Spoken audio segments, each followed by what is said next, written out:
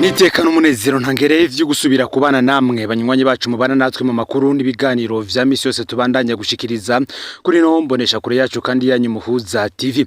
Numwanya tugiye kubageza ka makuru biriko biravugwa muri kano kanya bigezwe ko nga mu gihugu c'u Burundi. Na makuru tuza kugaruka cyane kubiriko biravugwa mu gisata ca politike be n'imigenderanire idasanzwe iri hagati yamwe mu bategetsi nga mu gihugu c'u Burundi yoba abakomeye mu mugambwe uri ku butegetsi CNDD-FDD ndetse n'abari mu vyicaro vya politike inzego z'umutekano ndetse n'urwo kwivuna abansi. Bombora muri CNDD-FDD mugiye kugenekerezo rya 2025 uyu mwaka w'2026 hitezwe inama rukokoma y'uyu mugambwe izobera Igitega nyuma y'amasengesho arangiza ukwezi. Namba mwibuka benshi baravuze ko mu minsi yeze ko mushikiranganje w'ikigega ca leta Dr. Rendi Kumana bitari gukunda ko avuga amabanga nkarya yavugiye ku mugaragaro kandi bisanzwe bitamenyerewe mu CNDD-FDD yerekeye ubunyunyezi atazindi nguvu ziri inyuma yiwe. Kandi benshi baravuze ko naki yacegera c'utwara fomi bitari gushoboka ko aronka inguvu nka ziriye zo kwifatira mu gahanga umushikiranganje atazindi nguvu afise inyuma yiwe kandi adahabwa na fomi. Iyo Dr. Rendi Kumana yadukiza agashira kurya kuri ahabona ntazindi nguvu ziri inyuma yiwe ngo ubu aba yaramaze gutanga imihoho kera. Ariko inyuma y'urugendo giturumbuka rwa President Varisito Ndayishimiye muri ubwo bushikiranganje ejo hahise byarerekanye neza ko yaragiye gutera intego yo mushikiranganje yifatiwe mu gahanga na fomi ifadikanije na Everano Ndikuriyo umunyamabanga mukuru umugambwe uri ku butegetsi CNDD-FDD. Ngibiriko biraba rero birerekana neza ko za mpande zibizwi muri CNDD-FDD no kuvuga ruhande rwa Sogo be n'uruhande rwa Samuragwa zihanganye bikomeye kandi fomi iravye nabi ngirashobora kubigwamwo.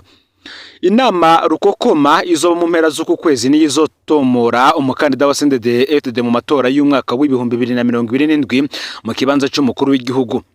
Kandi Reverano Ndikuriyo ikiringo ciwe cararangiye cyo gutwara umugambwe CNDD-FDD.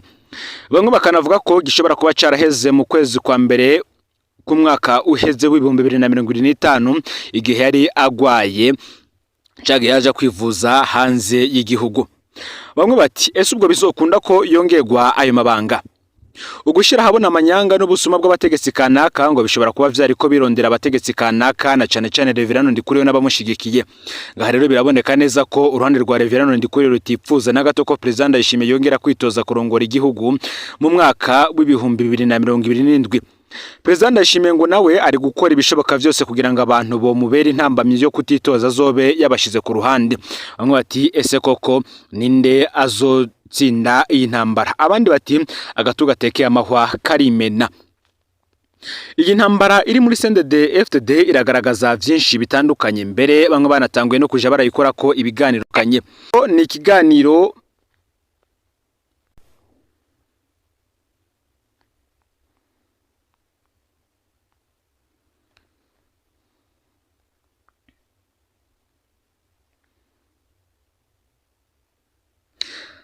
Akarorero ni ikiganiro cakozwe ku munsi w'Imana uheze cishiramwe Fokode aho hari hatumiwe abahinga batandukanye mu vya politiki bamenyesha makuru mpuzamakungu kugira ngo barabe vyinshi ibavuga. Bamwe bati ese koko hagati ya Varisito Ndayishimiye na Reverano Ndikuriyo umugabo iyo barinde.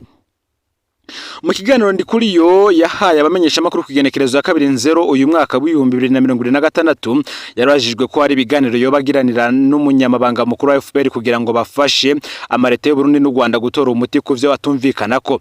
Ndikuriyo yishiye ko atazi ko umunyamabanga mukuru wa FPR afise inguvu nk'izo we afise mu Burundi. Ninyishu irimo ibintu bikomeye ingene Ndikuriyo yifashe ku bindi bibazo yabajijwe yavuze ko nkuko ari we yobaramutswe igihugu mbere ntatinye kuvuguruza abajejwe amabanga hambaye y'igihugu. Mu gihe umukuru w'igisirikare General Prime Niyongabo yaheruka gutangaza ko Burundi bwakuye abasuda muri Kongo, Ndikuriyo we yatangaje ko ariyo bari kandi ntaco yabeshemwo.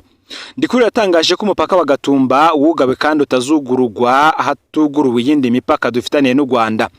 Yaba umukuru w'igihugu yaba umushikiranganje w'imigenderanire y'u Burundi n'amakungu nta numwe yari bwavuge ico kintu.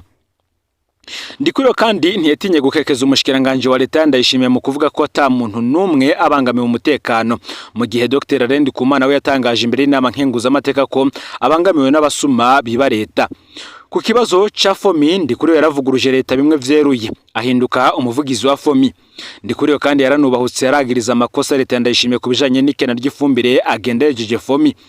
Mu gihe Ndayishimiye aguma yizeza abarundi ko ubutere bugiye kuba inyishu y'ibibazo by'ubutunzi, Ndikuriyo yabwiye abarundi ko n'imiburiburi bazoronka igitoro gikwiye mu mwaka w'ibihumbi 2029 amaze gushora amavuka azova ku biti CNDD-FDD rikiratera. Bamwe bati ese amanyama mashasha ya Ndikuriyo avuye kuki? Mu kiganiro catunganijwe n'ishiramwe Fokode ku munsi w'Imana uheze igenekerezo ya 4 uyu mwaka w'ibihumbi 2026 caravugiyemwo amabanga menshi ajanye n'irinyinyurana risa nirisubiriye kuboneka mu butegetsi. Ubundi yari yaciye umwaka n'igice Reverend Ndikuriyo yahisemwo guca bugufi. Umumenyesha makuru ku rwego mpuzamakungu Isidras Ndikumana yasiguye ko mu ntwaro ya CNDD-FDD hatabaho kubahana. Ngo mu gihe usanga hari abategetsi nk'abashikiranganje batinya kuvuga, hari abandi bategetsi nka Ndikuriyo bavuga ibibaciye mu mutwe vyose batiyumvira ingaruka zavyo. Yaranerekanye ingene n'ivyo bavuga bidategurwa nko mu bindi bihugu vyisoneye. Isidras Ndikumana yavuze ko abamenyesha makuru bakunda ukuntu Ndikuriyo muronde atakibazo na kimwe atinya kuvuga ko uko avyumva. Muri ico kiganiro kandi haravugiye kandi ingene hari ikibazo kiri hagati ya President Ndayishimiye n'abarongoye CNDD-FDD kuva bamwankiye ko ahindura umukuru w'inama nshinga amateka. Ndayishimiye ntiyashaka ko Daniel Geras Ndabirabe agaruka mu mabanga, Ndikuriyo n'izindi ndongozi zo hejuru zaravyanse. Icyakurikiye nuko President Ndayishimiye nawe yaciye ashinga leta atabajije umugambwe. Ndayishimiye yitoreye abashikiranganje be bahuje intumbero. Akarorero nakabatwara ubushikiranganje bahambaye cyane nka bose bavuye mu biro vy'umukuru w'igihugu. Umushikiranganje wo kwivuna abansi Marie Chantal Nijimbere azwi nk'umugenzi wa Ndayishimiye. Mu mugambwe bakavuga ko batamuzi. Umushikiranganje w'intwaro hagati mu gihugu General Leonidas Ndaruzaniye yaramaze imyaka 4 n'igice ari umuyobozi mwishikira wa President Ndayishimiye ajejwe ivy'igipolisi. Ikindi gice c'umwaka yakimaze ari buramatari wa Ngozi kugira bikunde ko itoza mu bushinga amateka. Umushikiranganje w'ubutungane yari mu nama nkuru y'ubucamanza isanzwe irongowe na President Ndayishimiye akabazwe nk'umugenzi nawe wa Ndayishimiye. Ni mu gihe kandi n'umushikiranganje w'imigenderanire n'amakungu Edouard Bizimana yari umuhanuzi w'umukuru w'igihugu. Umushikiranganje ajejwe ikigega ca leta nawe nyene yari umuhanuzi w'umukuru w'igihugu. Ngiyo leta Reverend Ndikuriyo ayifata kitavuye muri CNDD-FDD abona ko atanguvu ayifise ko niyo mpamvu adatinya kuyivuguruza canke kuyikekeza. Ikindi gihinguvu Ndikuriyo ni ivyago ingabo z'u Burundi zaboneye muri Kongo, kubwiwe Ndayishimiye ngo rerekanye ko atari umukuru w'ingabo abushitse. Ese uku kunyinyurana kwa Ndayishimiye na Ndikuriyo gufasha iki umunyagihugu muto muto? Ni kimwe mu bibazo vyabajijwe mu kiganiro ca Fokodi. Wabajije yashatse kumenya ko nkamwe Ndikuriyo yoshobora kwigizayo Ndayishimiye hari impinduka vyozanira u Burundi. Mu kiganiro haravuzwe ko Ndikuriyo na Ndayishimiye bashobora gupfa ibibanza n'ivyubahiro ariko ataho batandukaniye mu vyo bemera. Ku ntwaro y'umwe canke uyundi abarundi bazobandanya kunyuruzwa atacamira. Ubutunzi bw'igihugu buzobandanya gusahurwa, inyigisho z'ugwanko zizobandanya gutangwa mu gihugu, umwidegemvyo y'abarundi n'agateka kaze na muntu bizogoma bibangamiwe ndetse n'akajagari kazobandanya mu ntwaro. Ikindi cyavuzwe kandi nuko ivyo biri hagati ya Ndayishimiye na Ndikuriyo atari bishasha muri CNDD-FDD kuko indyane z'umukuru w'igihugu n'umukuru wa CNDD-FDD zamaho kuri iyi ntwaro zarakomeye cyane hagati ya President Nkurunziza na Hussein Rajab kuva mu mwaka wa 2005 gushika mu mwaka wa 2007. Mu mwaka wa 2010 zaraswe gukomera hagati ya Colonel Jeremy Ngendakumana yatwara umugambwe na President Nkurunziza yatwara igihugu. Mu mwaka w'ibihumbi 2020 naho Nkurunziza yarategetswe kwemera ko General Ndayishimiye yitoza mu kibanza cy'umukuru w'igihugu, mbere birangira Nkurunziza apfuye mu buryo butangaje. Ukwezi kumwe imbere y'ukapfa President Nkurunziza yatangaje icese ko umukuru wa CNDD-FDD bakoranye neza ari Pascal Nyabenda gusa. Indyane z'abakuru zamaho muri CNDD-FDD. Abagenerale bahoze bagwana muri CNDD-FDD ngo nibo baca urubanza hama amaherezo yazo nayo nyene arazwi. Umwe arapfa arapfungwa canke agahunga. Ndayishimiye kandi yaraye nanone agabishije abakozi bo muri Ntare House ko atazobandanya kwihanganira abakorera abami babiri. Yavuze umwami wa kabiri bahanganye uwariwe ngariko ntazomwihanganira. Benshi rero mu basesanguzi mu vya politike bo bakaba babona ko iki gihe yarahejeje kugabisha Reverend Ndikuriyo umunyamabanga mukuru w'umugambwe uri ku butegetsi CNDD-FDD. Bakavuga ko ubu bwari nk'ubutumwa yenewe bakavuga ko ubu bwari nk'ubutumwa bugenewe bagendera ku iragi rya Perezida Nkurunziza. Mu yandi makuru kandi hari byinshi biriko biravugwa cyane cyane ku vyatangajwe n'umushikiranganje ajejwe ikigega ca leta kuri ubu abo abanyagihugu batanze igisabo cabo ko abo bose bifuza ko umushikiranganje asora urutonde rw'amazone yahawe zirya miliyoni 220. Kuva umushikiranganje Arendi Kumana ashize ahabona ko leta yasohoye miliyaridi 79 zo kubaka amabiro y'amazone akanatomora ko biro yose yahawe miliyoni 220, imyidogo ni myinshi cyane mu banyagihugu. Abubatse amazone bakavuga ko batigeze babwirwa ayo mahera. Abanyagihugu bo bakavuga ko batojwe amafaranga yo kubaka ayo mazone, ntibatahura ingene bagumye bacunaguzwa kandi leta yari yatanze uburyo bukwiye. Abanyagihugu bakavuga ko bakeneye umuco ku vyabaye, ni nayo mpamvu ngo bakeneye ko amenyekana urutonde rw'amazone 360 yahawe izo miliyoni 220 imwe. Hano rero tubaha uburorero bubiri bw'abanyagihugu bavuga ko batojwe amafaranga ku nguvu. Zone Mugogo ya komine Taba ngo udatanze amahera yo kubaka zone ntiyarari kirekuriwe kuja mu isoko. Utinjewe ndi umunyagihugu asanzwe akurikirana amakuru cyane cyane ya politike, mvuka mu ntara ya Karusi yahahora komine Gihogazi ku mutumba Ruyaga, ariko ubu utwarwa muri komine Taba zone nshasha ya Mugogo. Rero ikintu kinzanye nukuri ico kibazo cyo kubaka amazone mu mazigihe muvuga yuko leta atari yo yatanze amahera yo kubaka izo biro za zone. Twebwe ntivyagenze uko mubitubwira, twaratotejwe ndetse dutozwa amahera urugo ku rugo, batubwira yuko arayo kugura ikibanza c'iyo zone, kuma amatafari y'iyo zone, kandi usivye baguca amande ndetse no kubakisha ibiro vya zone. Ayo mafaranga utayatanze no mu isoko ntiwari wemerewe kuja gusuma udafise igitasi cerekana ko watanze ayo bita ngo ni intererano yo kubaka zone.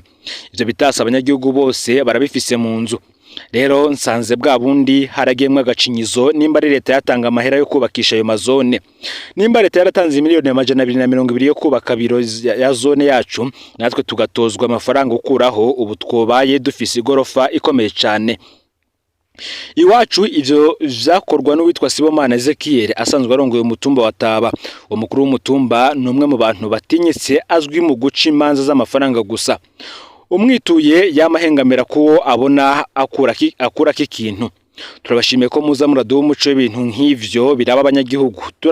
Hamenyera vyinshi kandi umwama gufashe ukuntu mwitwareka abanyagihugu batagira ikibavugira. Mubandanye mutabariza baduha umuco w'ayo mafaranga yose.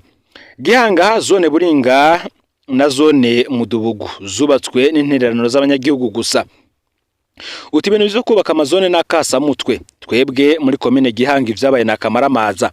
Zone Gihanga ntiyubatswe kuko yaciye iba yahoze ari komine Gihanga. Zone Buringa yubatswe mu ntererano twatanzwe buri mudandaji wese, buri murimyi w'umuceri wese, kandi twakubitirwa kuja kwakora ibikorwa rusangi. Zone Mudubugu nuko nyene kwa zone Buringa. Mbere izo miliyoni basi 150 umwubatsi yavuze tweho nta nizo twabonye. Ikindi twababwira nuko kuvaho umushikiranganje Arendi Kumana bishiriye habona, tubona baciye batangura kuzisanura. Nka biro ya zone Buringa ni imigaga gusa, ibihome bimwe birahengamye. Rero umuti w'ibi bintu nuko hotangwa amakuru akwiye ajanye na zone imwe, kuko nuko bayisuzuma kukungena amafaranga yakoreshejwe, nuko abayariye bohanwa takinyana gitoyi. Ivyo bidakozwe kino gihugu nta kazoza gifise. Benshi bakaba bariko baratera kandi intege umushikiranganje Arendi Kumana ngikino yakoze ni gisanzwe. Ibintu umushikiranganje Arendi Kumana aherutse kuvuga birahambaye cyane, ngo nimba leta isora miliyaridi 97 abanyagihugu bakagoma bacunaguzwa gutya na kamiro na kumiro, nta gihugu na kimwe gishobora gutera imbere mu ntwari imeze gutya. Ngo birahambaye ko Arendi Kumana ashigikirwa bimwe biboneka, mbere ivyo yavuze ntibigarukire harya. Ikintu cihuta nuko abanyagihugu bamenyeshwa amazone yose yahawe ayo mahera. Cya kabiri nuko catanguzwa audit ikomeye mu gihugu cyose ikerekana ingene amafaranga yavuye muri BRB angana yashitse muri Fonike, hanyuma ayarungiswe mu komine yose yoca yerekana ico yakoresheje amafaranga. Izatangishije intererano abanyagihugu zikabisigura kandi zikerekana uko yakoze. Ubwanyuma bwo bagusuzuma agaciro k'inzu zubatswe zayo mazone akaba amabiro y'amazone. ngivyo biheze hokurikira gufata abivye ayo mafaranga bose kuva hejuru gushika hasi agategurwa n'itegeko ritomora neza ibihe abanyagihugu bashobora gutozwa intererano inzira bicamwe n'ingene ayo mafaranga aheza agakoreshwa.